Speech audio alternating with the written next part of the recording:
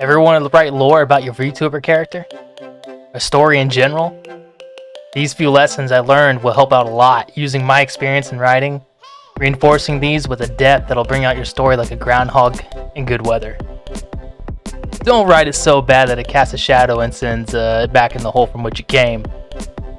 Closing your book forever. Little Elden Roar, or a ring lore. Little Elden Ring lore there. We're going to be starting with the hook, premise, and plot. I think they're intrinsically linked together quite well. And then the eternal conflict, theme, and ending. It's like the four main ones, but I think there's some ingredients in between this sandwich that'll really give your story some depth. Things that a lot of people don't look at, and we'll be exploring those. First one's your hook. The hook is what pulls the readers in, not yank them with the pirate hook into something they don't understand. These things are like info dumping, no incentive to go on this journey or high stakes that back anyone or anything into a corner. The hook should be the event that sends them on their journey, linked to the problem around them, nothing trivial. Like throwing a string from a fishing pole and waiting for the bait to arrive and snatch it into it. Having been able to anticipate the event. This leads to plot, knowing where the hero is going and what will put readers on the edge of their seat. And most importantly, them not feeling lost while reading it. Second, the mysterious one is linked to theme. People don't think about this often in the beginning. Your readers feel stupid for telling them what the theme is by dialogue or mentioning it too much. Leaving a trail of what relates to it, what helps your reader understand the path of your character is taking. I'm guilty of this as well. Now, third being internal conflict. This is a big one. On a tier of importance, I'd say this is next to theme, which we'll get to after this. This is the most beneficial to making amazing characters. Now, there's layers to characters, quirks, habits, preferences, favorite foods, etc. But none are more important than the internal conflict, or also known as the wound of the character. This one, I believe, is the hardest to master because it's not as simple as a Dark Lord has killed your parents and now you seek revenge. That could be a little boring for the audience at times. The wound being that your parents are dead. It must go deeper than that in order for the character to have depth. Making it to where your parents were adopting children whose parents were murdered by the Dark Lord, and the protagonist has helped them ever since, but felt like his parents were taken away from him in order to help the others. Then his parents being killed by the same Dark Lord. There we have the same scenario, but now the very thing he hated, he now understands what it's like on the other side, and may want to continue his parents' dreams and mission. But even after this is a second death into eternal conflict. There are even deeper ones than this. If you can manage to intertwine theme into it and throughout backstory, it'll create even more depth. Now, theme, I would say, is the most important in a story. Only in my opinion. Many have their own thoughts on it, and that's fine based on the writer that you are. You can even write most or all the story without one in order to find what your theme is and then rewrite it in the revision, or find it even as you write. I've done all that before too. Theme is linked to a question within your story and then answered at the end of it. Weave through the story. A question like, would erasing your past make you happier or bring more pain in the future?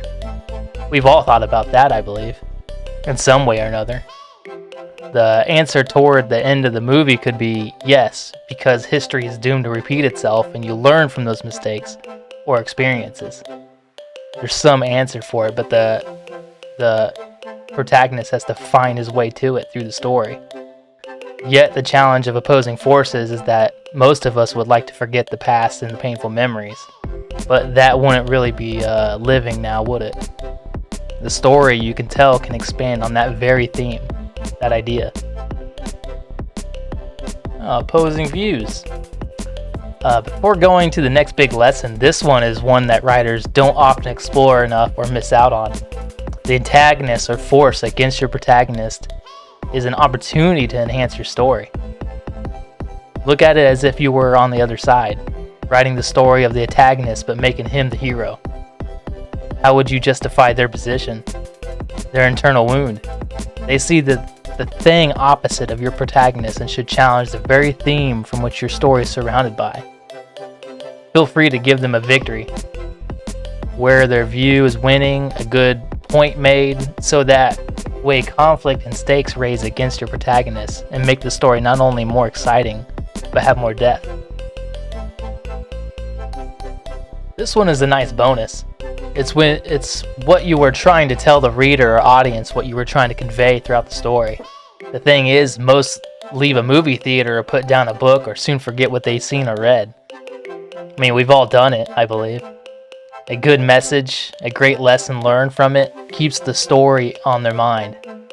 Not only could you learn rocket science because the scientist was a NASA worker in the story and had to fix a rocket to get into space quickly, or the last gardener on Earth had to teach others how to grow food before the heart condition took her life, thus giving the audience tips and lessons on real-world things, like how to be a gardener or what goes along in NASA, and things like that. The second in-depth version of this is, say, telling the truth. In a world where lies get you farther, your lesson is that how lies eventually catch up to us, and in ways that they never thought of. Lying too much can make people see you as a person that cries wolf. So when you really need help, it's not there. Or how telling the truth hurts you at first, but pays dividends later in life. Make that the heart of your story, and then people have a hard time forgetting it. Oh, don't mess this one up. One way to ruin a story is give it a deus ex machina or an uneventful ending. People remember the last thing the most of all within a movie. It sticks on their mind. Take a step back and then think about how readers would want to see the ending. Look at it from their perspective. In the same way that you do other movies. Maybe a secret they wanted to come out and they're biting their nails to see it unfold. Deliver that in a magnificent way and not too blandly or sudden without good intentions. And a final battle, one hit took out the main boss or antagonist just because they had the only sword that could beat them. People want that struggle.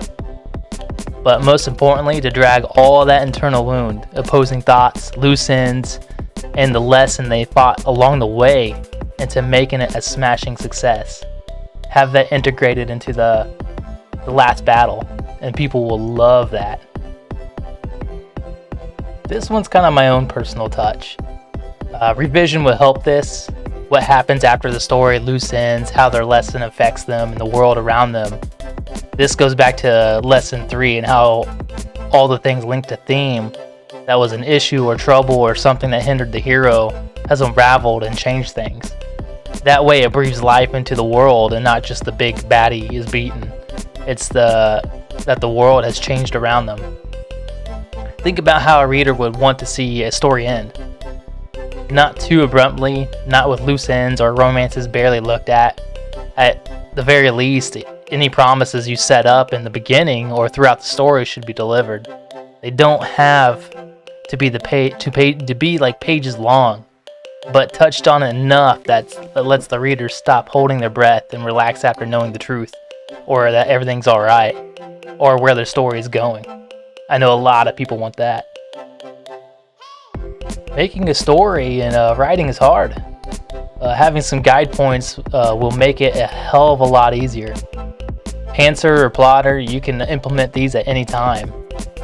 And the best of all, the story will often speak for itself and guide your hand once you have the theme understood. Theme is very important to me. What your character wants to achieve, where they need to go, the obstacles in their way, and what you want to tell the world. Something you learned or went through in your life, you have a chance to share and help those who read your story. This is my book right here, and if you guys want to check it out, it's on Amazon.com. It's a big fantasy with a big world. A lot of things going on. Me, myself, the mutant hunter, teams up with some gods, but it's not easy. Kind of tough going. But thank you, and that's all I have.